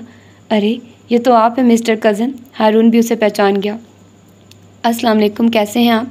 उसने कुछ लम्हों की ताख़ीर के बाद हारून को सलाम करते मुसाफिर के लिए हाथ बढ़ाया, मगर एक नज़र वहीबा के जर्द पड़ते चेहरे की जानिब देखना नहीं भूला था। मुझे पूछना तो नहीं चाहिए, मगर चूँकि हमारी फैमिली में शादी से पहले यूँ मिलना मायूब समझा जाता है, सो क्या मैं पूछ सकता हूँ कि आप दोनों यहाँ कैसे? संजीदा लहजे में उसने हारून पर नज़रें गाड़ते हुए पूछा। वो अभी घर से ही आ रहा था और उसकी इत्तला के मुताबिक वहीबा अपनी सास के साथ शॉपिंग पर गई थी। वो जिस वक्त रुकैया बेगम को सलाम करने गया तब सरसरी सा उन्होंने बताया था, जिसे उसने भी सरसरी सा सुना था, मगर यहाँ उसे वहीबा की सास कहीं दिखाई नहीं दे रही थी। और बिलफर्ज उन दोनों ने छुप कर मिलने का कोई प्लान भी बनाया था, तो वहीबा के चेहरे पर जिस तरह के तासुरात थे वो अपने मनपसंद बंदे या मंगेतर से मिलने वाले कतई नहीं थे। सिर्फ तकलीफ़ और दहशत थी। इसीलिए खबीब का उलझना बनता था। हम तो शादी की शॉपिंग पर आए थे, क्या ये भी मायूब है आपकी फैमिली में? खबीब के सवाल पर पहले तो हारून का रंग उड़ा, फिर बात संभालता हुआ वो तन से बोला, नहीं, मगर मुझे मालूम हुआ था आपकी मम्मी भी साथ हैं। उसने सपाट लहजे में हारून के हाथ की जानिब देखा जिसमें उसने वहीबा का हाथ सख्ती से थाम रखा था। हाँ, वो घर चली गई हैं, उनकी तबीयत कुछ ठीक नहीं थी। मैं वहीबा को घर छोड़ने जा रहा था। एक और झूठ जिस पर खबीब ने भुमें चकाते हारून को बड़े गौर से देखा था। तो मैं भी घर ही जा रहा हूँ, वहीबा चलें? हारून को कहते साथ ही उसने वहीबा को मुखातिब किया, जिसके चेहरे पर यकलक सकून सा उतरता महसूस हुआ। तो मैं भी तो छोड़ने ही जा रहा हूँ। हारून का लहजा अब की बार सख्त हुआ। वो किसी सूरत उसे इस वक्त छोड़ना नहीं चाहता था। कुछ नशे ने भी दिमाग घुमा रखा था और कुछ अपनी प्लानिंग नाकाम होने का भी गुस्सा था।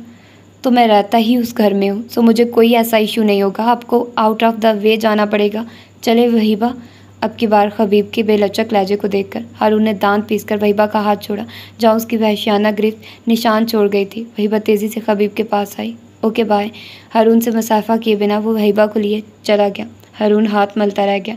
उसने माँ को फ़ोन करके कहा था कि वो वहीबा के साथ डिनर करना चाहता है, सो वो कोई मौका अरेंज करे। उन्होंने शॉपिंग का बहाना करके उन्हें मौका दिया।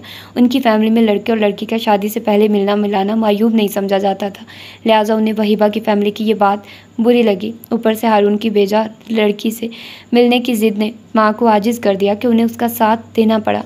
खबीब ने सारे रास्ते वहीबा से कोई बात नहीं की और ना वहीबा ने उससे, मगर वहीबा की सुर्ख कलाई उसकी तेज़ नज़रों से छुपी न रह सकी और वहीबा वो तो बस शौक थी। घर आकर खबीब सीधा दादी के कमरे की जाने बढ़ा। आइंदा वहाँ से कोई शख्स ये मुतालबा करे कि वहीबा उनके साथ शॉपिंग पर जाए तो ये नहीं जाएगी। खबीब को गुस्से में देखकर रुकैया बेगम हैरान हुई। क्या मतलब हुआ? क्या है वहीबा? कहाँ है? खबीब ने सब तो नहीं बताया, मगर ये ज़रूर बताया कि हारून की माँ उसे वहाँ छोड़कर चली गई और हारून उसके साथ था। क्या कह रहे हो? उन्होंने अचंभे से पूछा। सही कह रहा हूँ, आप फूफो से कहकर गिला करें, ये कोई तरीका है? वो फिर गुस्से से बोला। ठहरो, मैं कहती हूँ। उन्होंने कहते साथ ही समीना को फ़ोन किया। उन्होंने हारून की माँ से बात करने का कहा। कुछ देर बाद उनका फ़ोन आया और उनकी बात सुनकर रुकैया बेगम चुप हो गई। क्या कह रही है? खबीब ने उन्हें गुमसुम देखकर पूछा। वो कह रही अगर वो दोनों मिल भी लेते हैं तो क्या हो गया, 2 हफ्ते बाद तो शादी है। तो अपने बेटे से कहिए कि 2 हफ्ते सब्र करे, इतना क्या अजाब आया हुआ है? खबीब गुस्से से बोला। बेटा, ये शादी ब्याह की बातों में 100 बातें सोचनी पड़ती हैं। अब 2 हफ्तों में कोई बदमज़गी ना हो जाए, बस छोड़ दो अब इस बात को। अब हम दोबारा एहतियात करेंगे। दादी की बात पर वो खामोश नज़रों से उन्हें देख कर रह गया। और अगर आज वो खबीस इंसान कोई आइंदा आने का मौका न देता तो ये बात वो सिर्फ सोच कर रह गया। दिल में उसने मुसम्मम इरादा किया कि वो हारून की रेपुटेशन का पता करवाएगा। उसे वो बंदा अच्छे कुमाश का नहीं लग रहा था। मंगनी वाले दिन भी वो इतना अच्छा नहीं लगा था। फूफो से भी उसने अपने खदशे का इजहार किया तो उन्होंने कहा, बेटा लड़के ऐसे ही लाउबाली होते हैं, वैसे बहुत शरीफ है, शादी होते ज़िम्मेदार हो जाएगा। फूफो की बात पर वो मुतमईन तो नहीं हुआ, मगर ये सोचकर चुप कर गया कि फराज चचा ने बेटी देने से पहले लड़के का पता करवाया होगा। मगर कुछ दिन पहले ही उसे मालूम हुआ था कि फराज समीना के गए दावों पर ही आंखें बंद करके यकीन कर चुकी। मगर अब खबीब को लगा कहीं तो वहीबा के साथ ज़्यादती हो रही है। कहाँ? ये अब उसे पता करना था।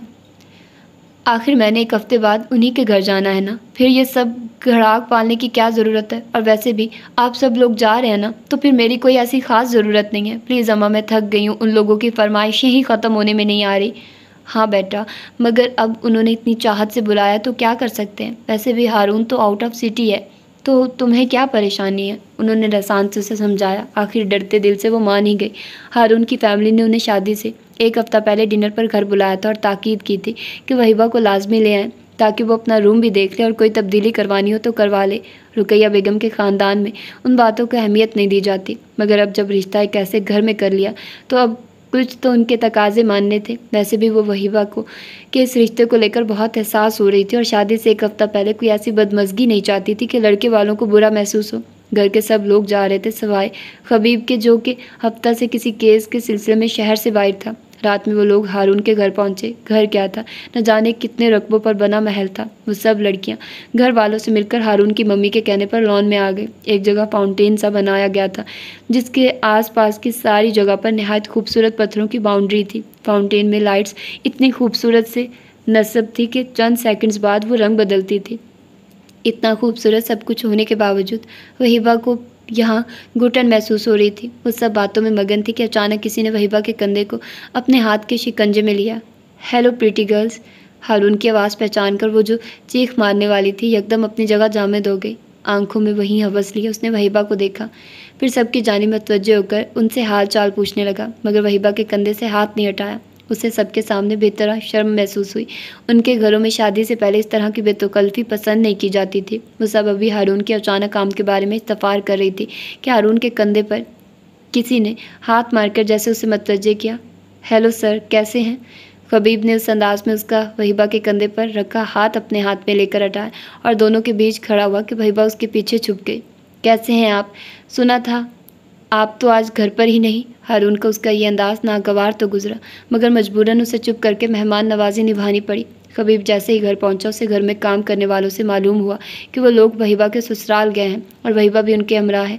खबीब ने कुछ दिनों से हारून के बारे में पूछगछ का काम शुरू करवाया हुआ था और जो कुछ उसे मालूम हुआ था उसके बाद तो वो ये शादी होने के हक़ में ही नहीं था। उसे बेतहाशा गुस्सा आया कि जब उसने दादी को मना किया था कि अब उसका हारून से आमना सामना ना हो तो फिर वो क्यों उसे ले गई। वो जल्दी से कपड़े बदल कर गाड़ी भगाता हुआ वहाँ ले गया। सबसे मिलकर उसे पता चला कि वो सब तो ये सोचकर वहीबा को ले आए थे कि वो नहीं होगा, मगर अब वो आ गया था। खबीब के पूछने पर हारून की मम्मी ने बताया कि वो सब लॉन में है। जैसे ही पहुंचा सामने के मंजर ने उसे खौला दिया और उसके बाद तो वो साय की तरह हारून के साथ रहा और वहीबा और बाकी लड़कियों को खाना ख़त्म होते ही वहाँ से लेकर घर आ गया। जब मैंने आपको मना किया था कि आपने वहीबा को हारून के सामने अब नहीं करना तो आप लोग उसे क्यों ले गए? इतने ही सादा हैं आप लोग कि किसी ने कहा कि हमारा बेटा नहीं और आप लोग मान गए। इंतहाई शातिर लोग हैं वो। और चचा आपने रिश्ता होने से पहले कुछ भी उस लड़के के बारे में पता नहीं करवाया। हैरत है मुझे, इतनी ही भारी है वहीबा आप पर कि उसे जिस किसी राह चलते के साथ आप शादी करवा कर निकाल देंगे। वो तो सबके घर आते ही रुकैया और फराज बेगम को रकीबा बेगम के कमरे में लेकर जाकर फट पड़ा। एक नंबर का शराबी, बदमाश और जानी है ये बंदा, और आप लोग इतनी आसानी से अपनी बेटी ऐसे शख्स को देने पर तुले हैं। मैंने 2-3 दिनों से अपने बंदे उसके पीछे लगाए हुए थे और आज जब सारी रिपोर्ट मिली है तो मैं तो चकरा कर रह गया हूँ। वो दोनों खबीब की बात सुनकर दंग रह गए। मैं समीना से बात करती हूँ। रुकैया बेगम ने मुश्तइल होते समीना को फ़ोन किया। क्या हो गया अम्मा? वो कभी ऐसा था और फिर लड़के तो जवानी में ये सब करते हैं, शादी होते ही ठीक हो जाते हैं। और आपका अपना बेटा, क्या उसने पसंद की शादी नहीं की? आखिर शादी से पहले मुलाकातें करके ही बात इस नहज पर पहुंची थी ना, तो फिर इसमें ऐसी क्या मायूब बात है? अगर हारून भी हमारे भाई जैसा निकला। रुकैया बेगम ने स्पीकर ऑन किया हुआ था, लिहाजा समीना की आवाज़ उन तीनों ने बआसानी सुन ली थी और जिस बात का ताना वो आखिर में दे गई थी उन्होंने फराज साहब को कुछ कहने का मौका ही न दिया और वो सर झुकाए खामोशी से कमरे से सबसे पहले निकल गए। जबकि खबीब इस बात पर उलझ कर रह गया। वो नहीं जानता था कि समीना पुप्पो ने किस बात का हवाला दिया है। वहाँ से उलझा हुआ वो वहीबा के कमरे में गया। नॉक करके इजाज़त मिलते ही वो अंदर दाखिल हुआ। वो जो बेड पर बैठी घुटनों के गिर्द बाजुओं का घेरा बनाए खिड़की से बाहर न जाने क्या देख रही थी। खामोशी पर सर उठाकर देखा तो खबीब को अपनी जानिब देखते हुए पाया। हैरान होती सीधी हुई। क्या प्रॉब्लम है? आप यहाँ क्यों आए हैं? उसने नज़रें उस पर से हटाते सवाल किया। देख रहा हूँ घर के इस शेर को जो बाहर वालों के सामने गीदड़ बन गई है। उसकी बात का मफहूम वो अच्छे से जान गई थी। जब शेर अपनी जंग तन्हा लड़ते लड़ते थक जाए तो उसकी सब धाड़ें सिर्फ गीदड़ भभकियाँ ही रह जाती हैं। कब तक और कहाँ तक मैं सबका मुकाबला करूँ? सिर्फ एक हारून नहीं है। वो किसकी बुनियाद पर इस हद तक पहुँचा है जानते हैं आप? समीना पुप्पो की वजह से। न जाने वो क्यों उसे अपने दिल की वो बातें भी बता रही थी जो उसने घर में किसी के साथ शेयर नहीं की थी। शायद इसीलिए कि 2 निहायत तकलीफ दे मौके पर उसी ने वहीबा को बचाया था। तो क्यों चुप करके बैठी हैं? तोड़े उस घटिया ताल्लुक़ को। तोड़ने ही गई थी उस रात से, अगले दिन जब आपने मुझे उस हवस के मारे शख्स के शिकंजे से बचाया था। मगर समीना पुप्पो तो काशिफ वाले सिलसिले में मेरे इनकार को अब तक दिल पर लेकर बैठी हैं। किसी को क्या कहूँ? मेरी अपनी पुप्पो ने मुझे वो धमकियाँ दी हैं कि मैं सोच भी नहीं सकती थी। हर कोई मुझे जलील करने के दर पर है। जब मेरे बाप को भी मेरी फ़िक्र नहीं तो आप क्यों फ़िक्र कर रहे हैं? मेरी ज़िंदगी में लिखा ही यही है। मैं पैदा ही इसीलिए हुई हूँ कि जिसका दिल चाहे मुझे किक मार के दूसरे के कोर्ट में फेंक दे, मज़ीद ठोकरें खाने के लिए। पहले मेरे बाप ने मुझे अपनी माँ के कोर्ट में फेंक दिया, उन्होंने वहाँ से अपनी बेटियों के कोर्ट में, और अब वहाँ से मैं हारून के कोर्ट में चली जाऊँगी। किसी का क्या जाएगा? सिसकने दे मुझे। आप क्यों हमदर्द बन रहे हैं? मैं तो वैसे भी आपकी नज़र में बुरी लड़की हूँ, तो ये सब तो सही हो रहा है मेरे साथ। ऐसा ही होना चाहिए था। मैं इसी काबिल हूँ। चले जाइए प्लीज़ आप भी। वो रोते रोते ज़मीन पर बैठती चली गई। खबीब खुद से भी उलझ कर रह गया। वो क्यों उससे हमदर्दी जता रहा था? कुछ भी कहे बिना वो खामोशी से वहाँ से निकल गया। वो जो अपनी उलझन रफ़ा करने आया था मज़ीद उलझ गया। उसी रात वहीबा सोने की तैयारी में थी कि रबिया कमरे में आई। आपी, आपकी फ्रेंड की कॉल आई है। सब लाउंज में बैठी मूवी देख रही थी कि वहीबा के लिए फ़ोन आया। मेरी फ्रेंड का? उसने अचंभे से पूछा, मगर रबिया जा चुकी थी। उसने टाइम देखा तो रात के 11:30 का वक्त था। वो हैरान होती लाउंज में आई। वो सब बारी बारी लाउंज से निकल रही थी। गालबन मूवी ख़त्म हो चुकी थी। हेलो, कैसी हो चार्मिंग लेडी? दूसरी जानिब की आवाज़ ने उसे साकित कर दिया। घर में लड़कियां नहीं जानती थी कि हारून से मुतल्लिक घर में क्या चल रहा है। उन्होंने अपनी तरफ से हारून के फ़ोन को वहीबा के लिए एक लतीफ़ सी शरारत समझकर वहीबा को हारून का नाम ना बताकर उनके दरमियान रोमांटिक सा सीन बनाना चाहा।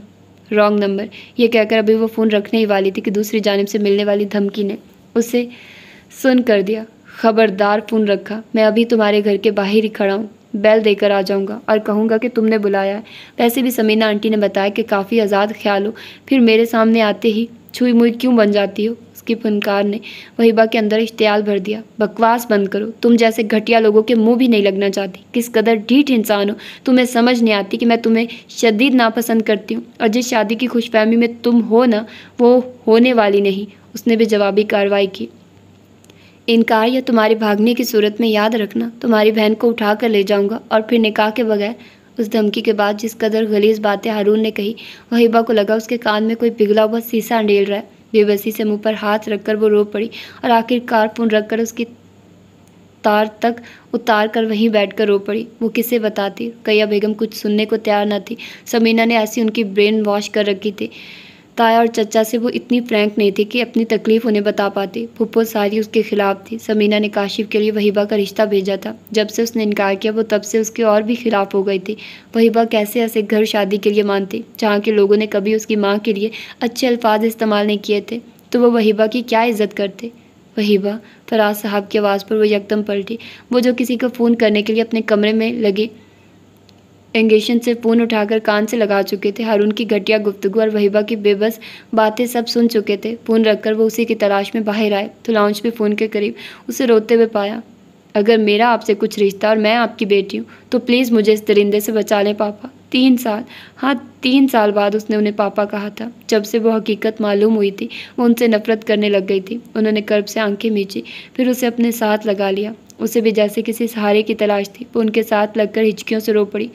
तुम फिक्र नहीं करो, ये रिश्ता नहीं होगा। जैसा तुम चाहोगी वैसा ही होगा। तुम्हारी माँ को तो मैं नहीं बचा सका, हाँ, मगर तुम्हें इस खाई में गिरने नहीं दूंगा, उन्होंने उसे अपने साथ लगाते कहा। और ये है इसकी पहली एपिसोड। होप सो कि आप लोगों को नावल बहुत ज़्यादा पसंद आया होगा। यकीन जानिए मुझे तो बहुत ज़्यादा पसंद आया।